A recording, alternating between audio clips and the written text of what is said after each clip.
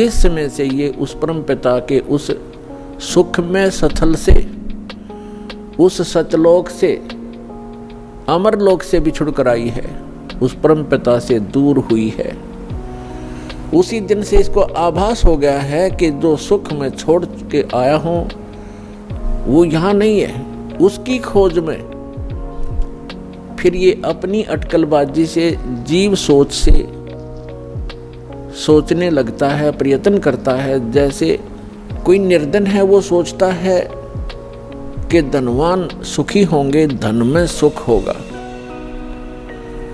और धनी व्यक्ति को स्वप्न में भी सुख नहीं होता। पुण्यात्माओं, निर्धन को तो ये बात जचे नहीं कि धनवान सुखी नहीं, लेकिन किसी धनवान यानी मायाधारी से मिलकर देखना उसके ऊपर कितनी समस्याओं का पहाड़ होगा, आप सोच भी नहीं सकते। जहां माया है वहां शीतलता नहीं हो सकती, जहां भट्ठी अग्नि की तप रही हो वहां शीतलता नहीं हो सकती।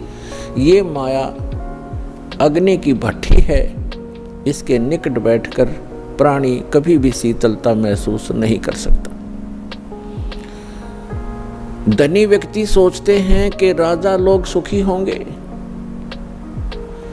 राजा को सुख स्वप्न में भी नहीं होता। आपको ऐसा लगता है जैसे इसके आगे पीछे बड़ी सेना चलती है, बड़े बड़े अधिकारी सलूट लगा रहे होते हैं, ये महासुखी होगा, कारों में चलते हैं। सपने में भी सुख नहीं है इनको, क्योंकि हमने सुख का पता ही नहीं जो सुख होता है। राजा लोग समझते हैं कि ऊपर के ये देवता लोग सुखी होंगे स्वर्ग आदि में। स्वर्ग के देवता सोचते हैं इंद्र सुखी होगा, जो देवराज है, देवताओं का राजा है। और देवराज सोचता है कि ब्रह्मा विष्णु महेश सुखी हैं। ब्रह्मा विष्णु महेश कहते हैं हम स्वप्न में भी सुख नहीं हमारे को। आपने भगवान विष्णु की कथा पढ़ी होगी, बहुत बार सुनाई है। देवी भागवत प्रथम स्कंद में खुद स्वीकार करते हैं श्री विष्णु जी, ब्रह्मा जी को बता रहे हैं कि मैं अधिकतर समय में तप करता हूँ और तप से अपने बैटरी चार्ज करके सिद्धियां प्राप्त करके फिर राक्षसों के साथ युद्ध करता हूँ। कभी मुश्किल से कोई समय मिलता है तो लक्ष्मी के साथ सुखपूर्वक समय बिता पाता हूँ। तो खाक सुख है यहाँ पर।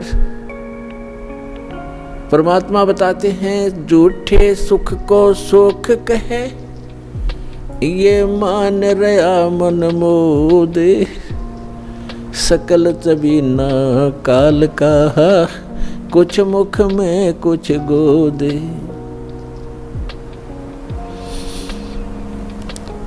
इस झूठे सुख को सुख कहे, ये मान रहा मनमोद। कौन से झूठे सुख को? एक व्यक्ति बता रहा था कि मेरे एक कन्या ने जन्म लिया, जन्म से उस कन्या के गुदा स्थान नहीं था। इसको देखकर मेरे ऊपर पहाड़ टूट गया समस्या का। महा दुखी हो गया मैं। डॉक्टर के यहाँ लेकर गया मेडिकल में। जिस वार्ड में मेरी बेटी को भर्ती किया उसमें ऐसे 3-4 केस और थे। तब मुझे कुछ राहत मिली कि मेरे जैसे और भी दुखी हैं। बताओ इससे क्या लाभ मिला उसको? अपना मन में मान लिया कि चलो और भी दुखी हैं तो मैं भी दुखी हूं, कोई बात नहीं। क्या वो दुख हल्का हो गया? क्या गुदा स्थान बन गया बेटी का? तो पुण्यात्माओं, इसे गंदे लोक में रह रहे हम।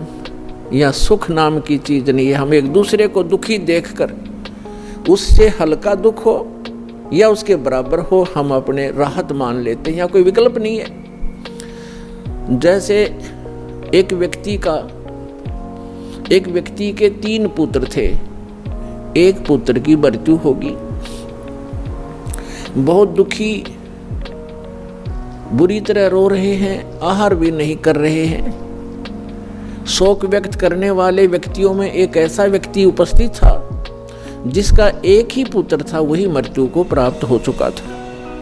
तो सांत्वना देने वालों ने कहा कि देख भाई, यहाँ तो ऐसा ही है, सभी की मृत्यु होती है, ये तो भगवान वाला बात है, चिंता मत करो। देखो ये भाई बैठा है, इसको देख कर जी ले, इसका इकलौता पुत्र था, उसी की मृत्यु होगी, ये भी तो अपना समय व्यतीत कर रहा है, धैर्य कर। तो तब उस व्यक्ति को कुछ होशी आई, हाथ मुंह धोए, कुछ देर में खाना भी खा लिया।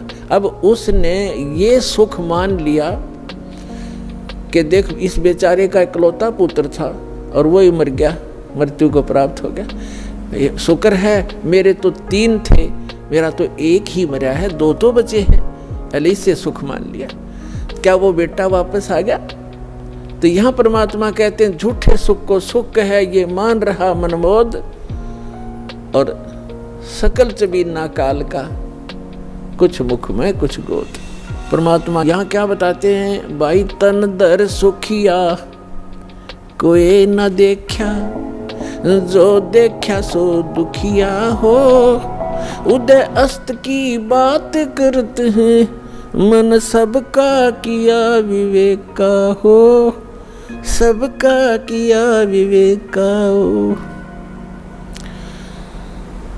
भाई घाटे बाधे सब जग दुखिया, के गृष्टि बैरागी हो, लाभ हानि से सब कोई दुखिया, के गृष्टि बैरागी हो, सुख देव ने दुख के डर से, गर्भ में माया त्यागी हो, गर्भ में माया त्यागी हो, तंदर सुखिया कोई न देखा, जो देखा सो दुखिया हो, उदय अस्त की बात करते हैं, मन सबका किया